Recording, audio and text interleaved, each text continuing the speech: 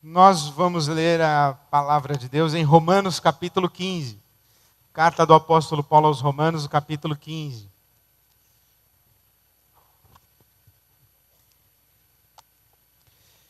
Ache o capítulo 15 da carta aos Romanos e nós vamos orar antes de lermos a Bíblia Sagrada. Oremos. Deus nosso Pai, te damos graças pela tua bênção que está sobre nós. Te damos graças pela tua palavra em nossas mãos e que o teu Espírito Santo coloque como semente santa no nosso coração, que dê muito fruto para a tua glória. Pedimos-te assim, Pai, em nome de Jesus. Amém. Eu estou em Romanos capítulo 15, começo a ler o verso 14.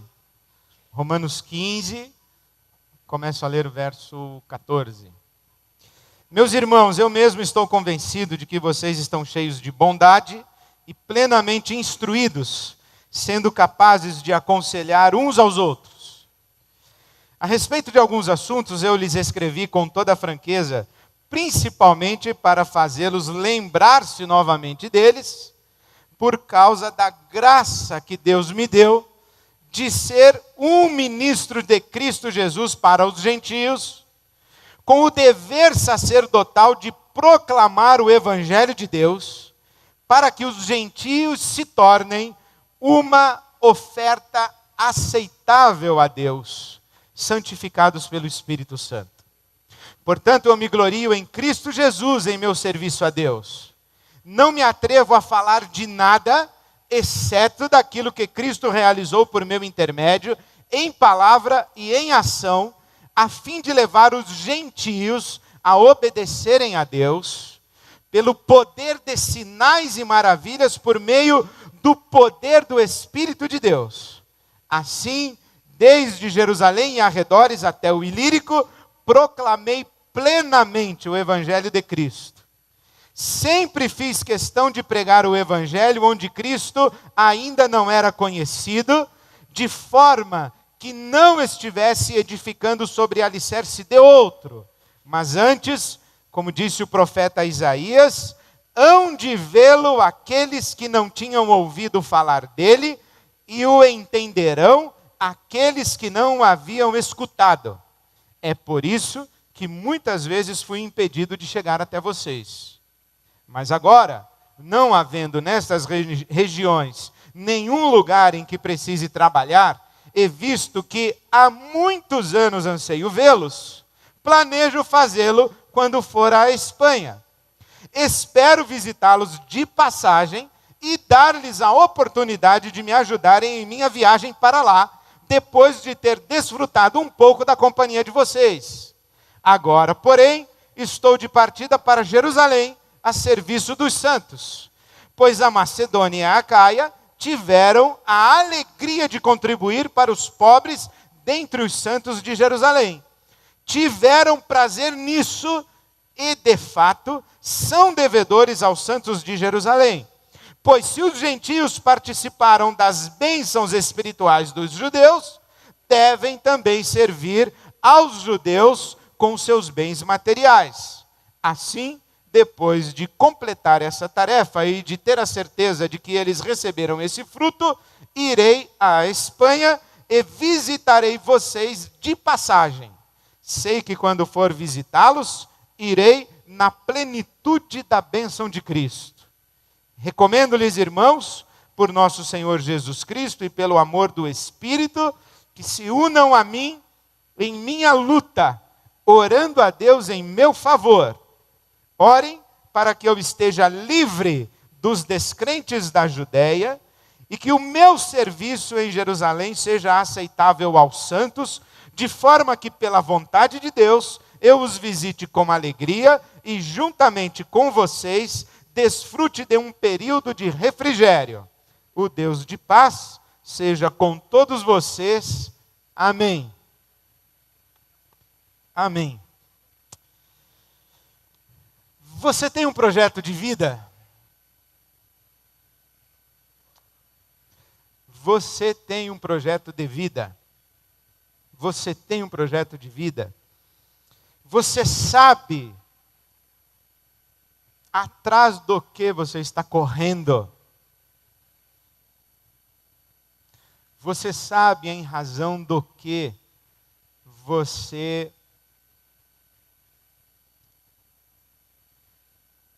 doa e deixa-se consumir?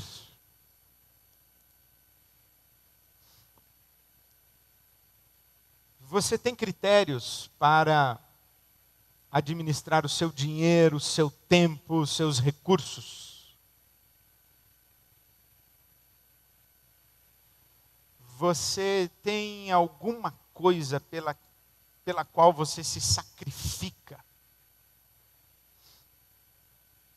Além de você mesmo, sua família imediata e um ou dois amigos mais chegados? Qual é a adrenalina que faz você levantar da cama na segunda-feira pela manhã?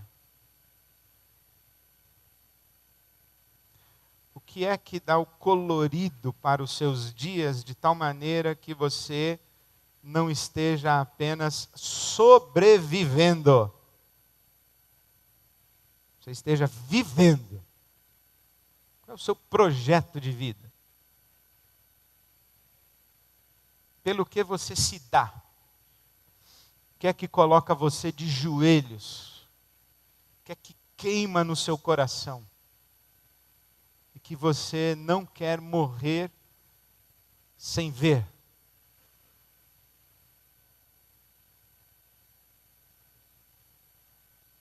Qual é o seu projeto de vida? Essas perguntas me vieram ao coração, especialmente nessa semana de manifestações na nossa cidade de São Paulo. As pessoas foram às ruas. Elas foram protestar. Elas foram reivindicar. Elas foram se manifestar, elas foram gritar uma mensagem, elas foram dizer alguma coisa, elas foram expressar uma esperança, um desejo, uma revolta, uma angústia. Elas gritaram, levantaram cartazes, picharam muros, porque elas querem que alguma coisa aconteça. E elas saíram do sofá e foram para a rua. O que é que tira você do seu sofá? Você vai para a rua em nome do quê?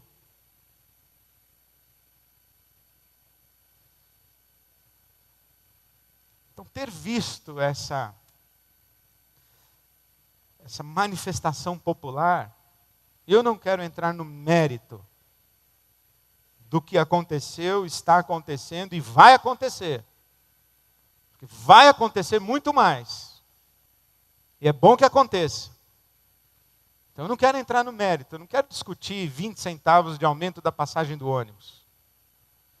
Não quero também discutir quem foi que orquestrou tudo isso. Se foi o PT, o PSOL, o PSTU, algum grupo anarquista, alguma ONG, algum outro partido político. Que agenda existe por trás disso tudo? Quem manipula isso? Muito menos quero discutir a vergonhosa atuação da Polícia Militar do Estado de São Paulo e do governo do Estado de São Paulo, o senhor governador e o senhor prefeito. É inadmissível a truculência da Polícia Militar. Nós estamos numa sociedade democrática. A polícia existe para proteger o direito de quem se manifesta. E a polícia existe para oferecer segurança a quem está em volta da manifestação e não para debelar manifestação pública.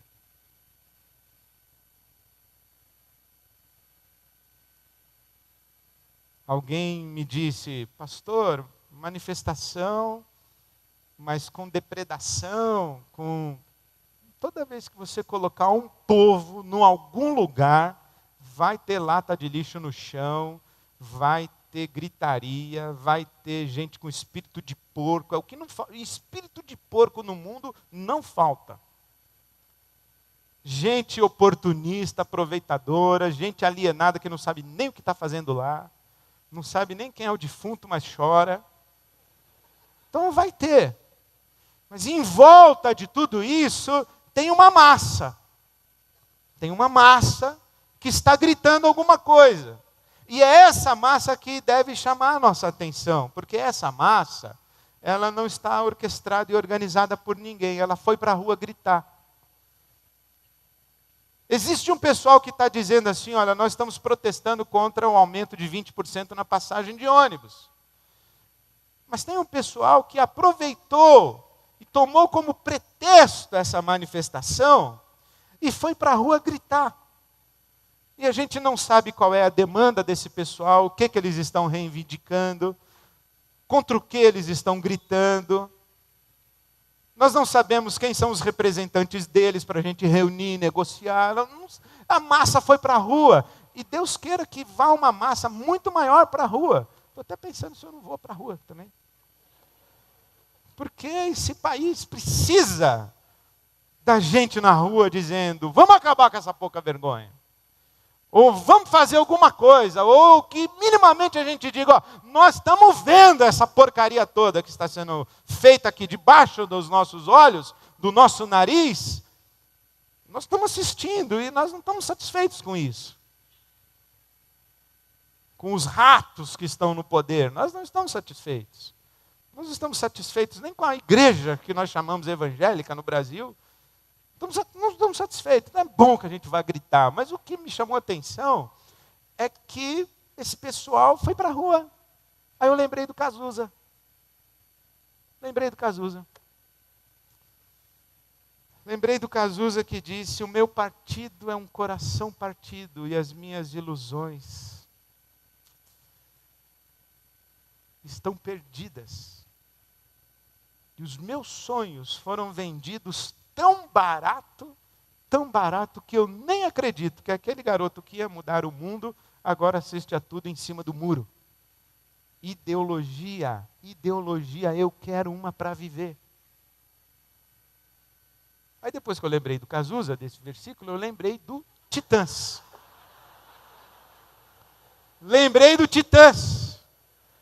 E os Titãs disseram o seguinte, ó, a gente não quer só comida não, pessoal. A gente quer comida, diversão, quer arte. A gente quer vida, não quer só sobreviver.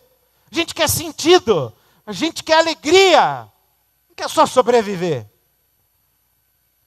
E aí quando eu olho o pessoal na rua, eu digo assim, graças a Deus, esse pessoal está dizendo, ó, nós queremos mais, nós queremos alguma coisa, isso não está bom.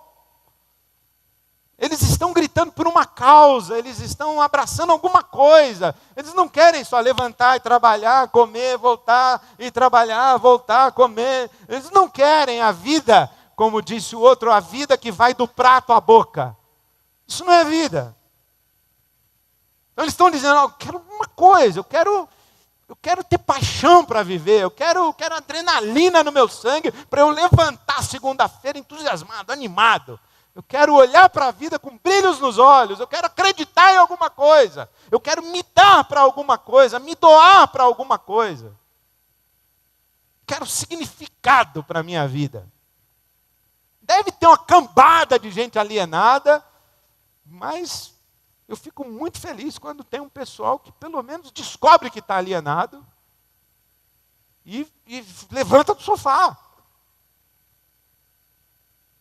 E aí quando eu estava pensando nessas coisas todas, eu pensei no apóstolo Paulo. Na verdade, lembrei desse texto de Romanos capítulo 15, quando o apóstolo Paulo, ele apresenta o projeto de vida dele.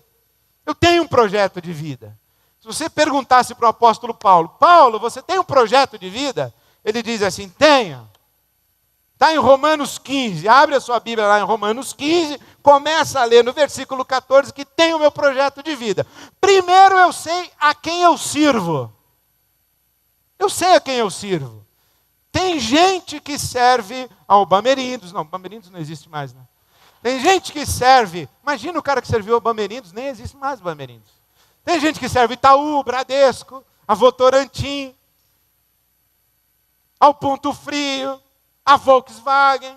Tem gente que serve o PT, tem gente que serve ao PMDB, tem gente que serve a sua própria agenda, tem gente que serve o dinheiro, tem gente que serve a IBAB, tem gente que serve a Universal do Reino de Deus, tem gente que serve o Timão.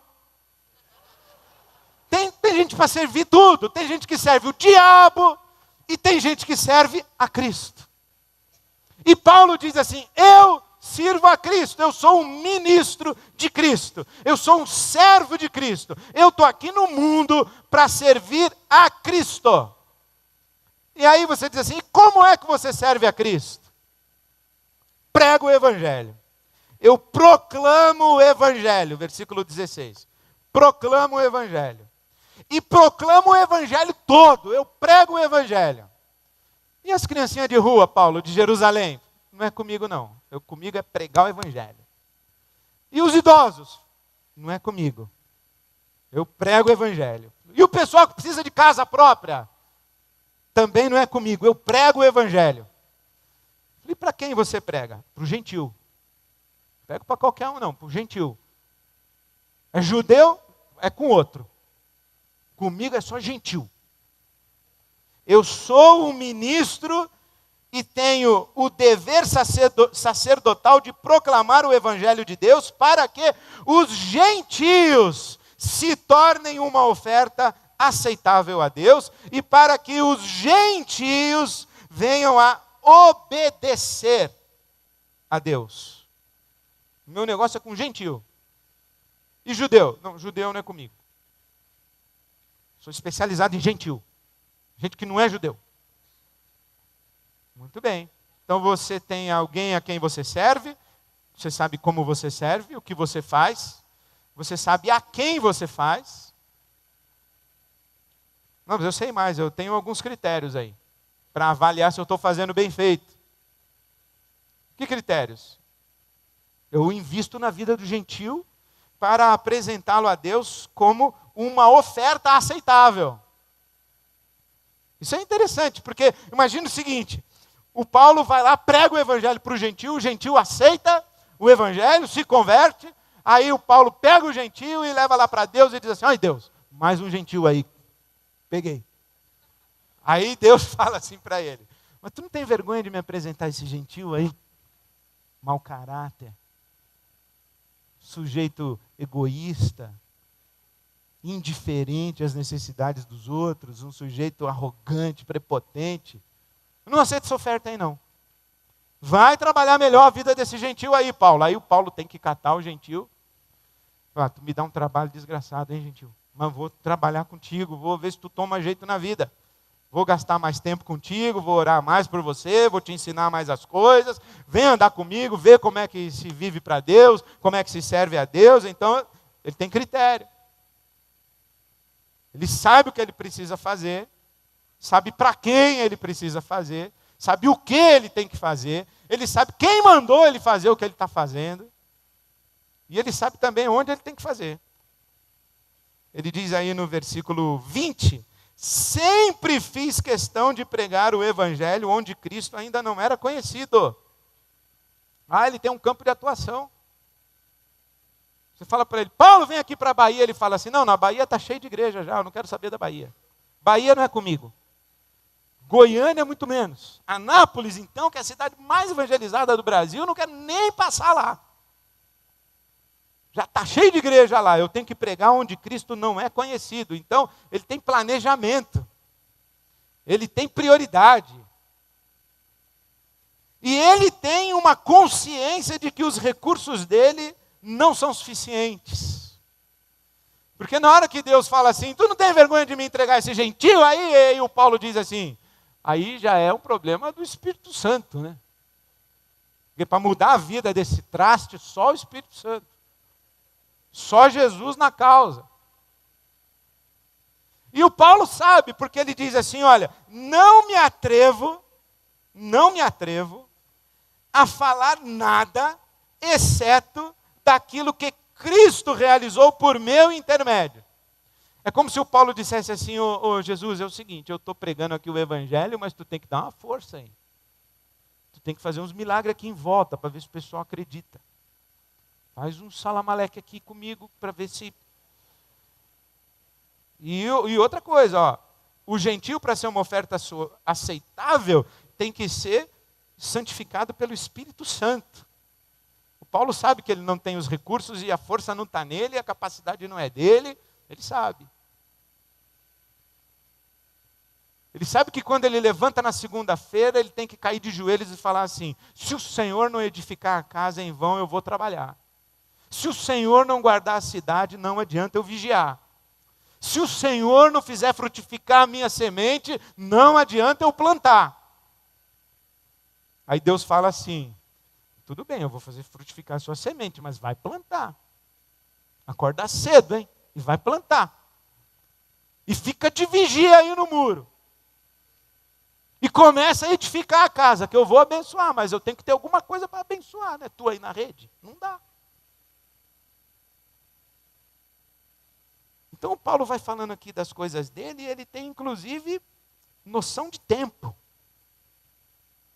Tem noção de tempo. Ele sabe reconhecer o kairos e ele sabe reconhecer o momento. Ele sabe reconhecer a oportunidade. Ele sabe ler o que está por trás do calendário. Agora é hora, agora não é hora. Eu quero muito, mas agora não dá. Ele diz isso aí, olha, eu fui impedido de chegar até vocês. E eu anseio, há muitos anos eu anseio vê-los. Mas não pude ir. Não era a hora de ir. Mas agora é a hora. E ele é malandro, porque ele tem um planejamento, ele tem cronograma. E ele planeja legal, porque ele diz assim, ó, já sei, vou para a Espanha, no caminho da Espanha eu passo em Roma, já fico ali para uma casa de praia, ou um veraneio que vão me arrumar, e de lá eu já levanto uma oferta para comprar passagem para Madrid. Porque ele disse assim, ó, eu vou dar a vocês o privilégio e a oportunidade de me ajudarem na minha viagem para a Espanha. Já passou o algodão. Falou, pessoal, vou chegar, ficar hospedado aí, consegui uma oferta para chegar até Roma, mas eu ainda não tenho grana para chegar em Madrid. Então vocês vão me abençoar. E quando é que você vai chegar? Você está vindo agora? Diz, não, agora eu estou indo para Jerusalém. Fazer o quê? Entregar uma oferta lá para o pessoal de Jerusalém, para os pobres de Jerusalém, porque os irmãos da Macedônia e da Acaia, versículo 26, levantaram uma oferta para os pobres de Jerusalém. Ô Paulo, explica para mim uma coisa, em Jerusalém mora quem? Judeu. Eu falei, tu não é apóstolo gentil? E tu vai entregar oferta, distribuir cesta básica em Jerusalém, tu não tem que pregar o evangelho? O apóstolo Paulo diria assim para você, relaxa, brother. Flexibilidade. Flexibilidade. Não é assim que agora eu estou disponível. E deu essa brecha aí. Eu vou passar em Jerusalém, vejo a igreja em Jerusalém, entrego a oferta, que é a oferta que os gentios levantaram, e entrego lá em Jerusalém. De Jerusalém eu passo aí em Roma. Em Roma fico um pouquinho com vocês e vocês me dão uma oferta legal que eu vou para a Espanha. Aí ele diz mais assim, olha, eu também cuido de mim. Versículo 29, eu sei que quando eu for visitá-los, irei na plenitude da bênção de Cristo. Há muita coisa que não acontece na nossa vida simplesmente porque a gente não está pronto para que elas aconteçam. E eu tenho certeza que já aconteceu com você de alguma coisa dar errado lá atrás e você lamentar, mas aí passou 1 ano, 2 anos, 3 anos, você fala, poxa, ainda bem que não aconteceu lá, aconteceu agora. Eu fui impedido de chegar em Roma, mas agora eu estou mais preparado para chegar em Roma. Agora eu estou pronto. Deus primeiro me preparou, trabalhou em mim, mexeu comigo e agora é hora de ir para Roma. E eu vou chegar na plenitude, eu vou chegar na minha melhor fase, no meu melhor momento. Eu estou no auge da minha vida. Eu acho isso extraordinário que o Paulo está falando.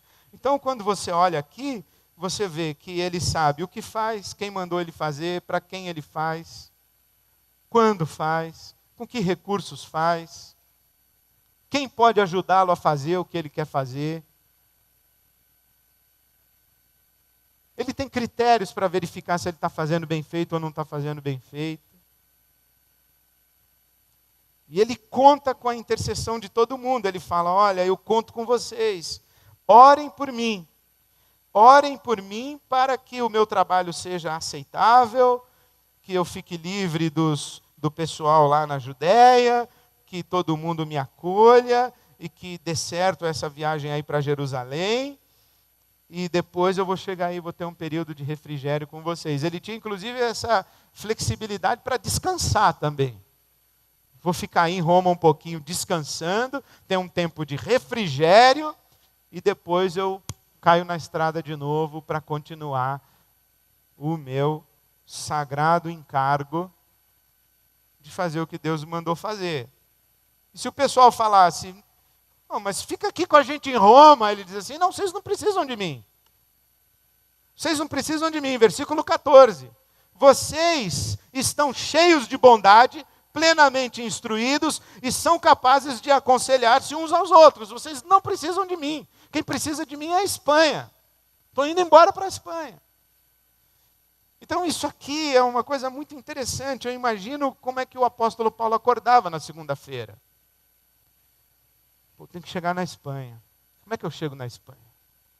O que você vai fazer na Espanha? Abrir uma padaria? Falou, não, lá tem gentil, ó, muito gentil, tem que achar gentil. Tem que pregar o evangelho para eles. Falou, mas tu dá conta disso? Eu não, mas com o Espírito Santo santificando os caras. E Jesus fazendo coisa através de mim, nós vamos arrebentar com o mundo, nós vamos catar tudo que é gentil e levar para o evangelho. E ele tem essa paixão, ele tem essa gana.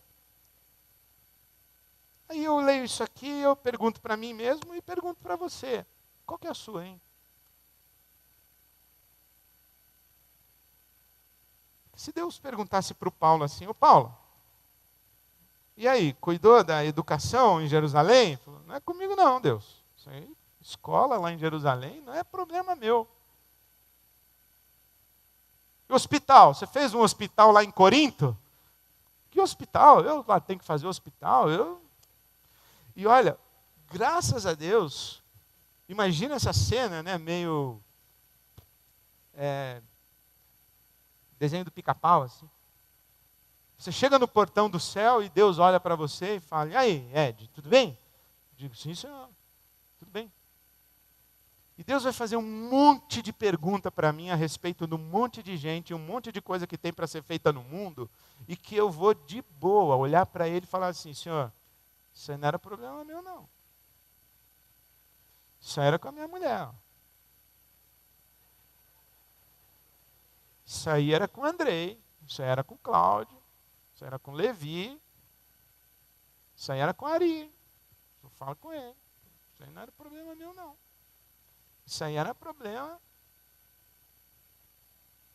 Só que a grande questão é que tem uma pergunta que ele vai fazer para mim que era problema meu. E aí eu ficaria dizendo assim para Deus, isso aí não é problema meu, isso não é problema meu, não é problema meu, isso não é comigo não, Senhor, isso não é comigo não, não é comigo não, não é comigo não, eu só empurrando, não é comigo não. Aí Deus ia falar assim, meu filho, afinal de contas, o que é contigo, hein?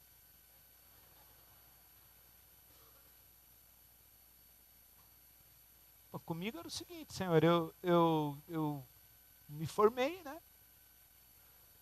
Batalhei um emprego, fiz carreira na empresa, salário bom, comprei 2 carros, um AP, e viajava nas férias, legal.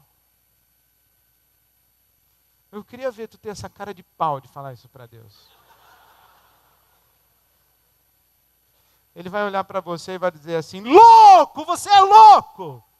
Você ajuntou em celeiros e depois falou, alma, tens em depósito muitos bens, agora come, descansa, bebe, folga. Você é um louco, você desperdiçou sua vida, você não viveu. Você e um rato de laboratório são a mesma coisa. Bastava dar comidinha para vocês e vocês se contentavam. Pelo amor de Deus, Pelo amor de mim, né? Ele falaria. Você é louco? Qual é o seu projeto de vida, meu amigo? Minha amiga, meu irmão, minha irmã, jovem, moço, velho. Ah, eu estou com 80 anos. Você já morreu? Não morreu? Está vivo?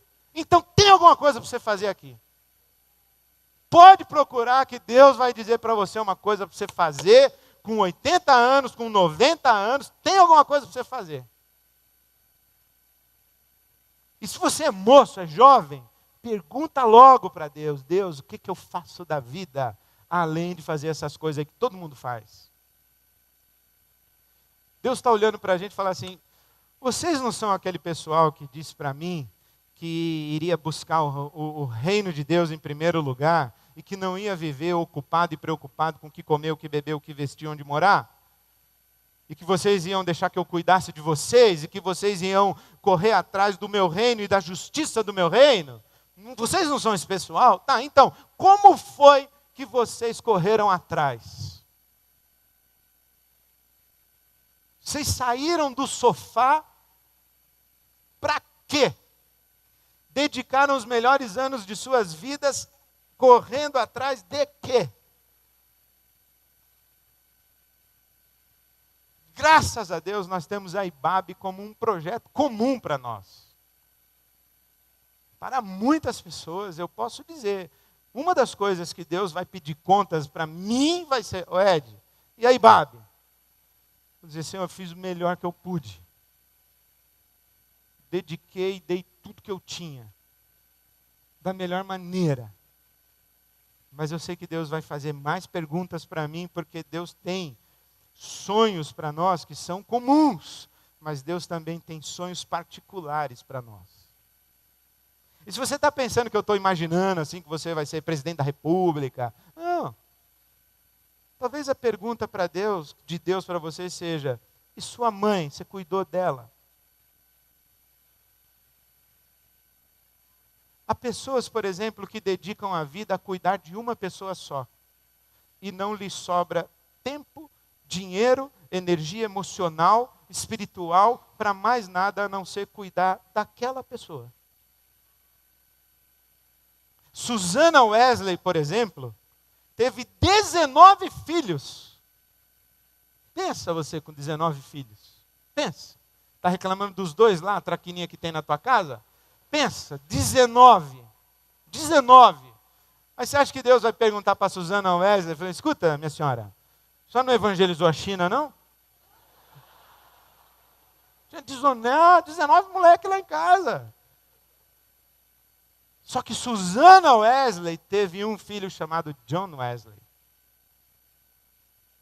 que sacudiu a Inglaterra.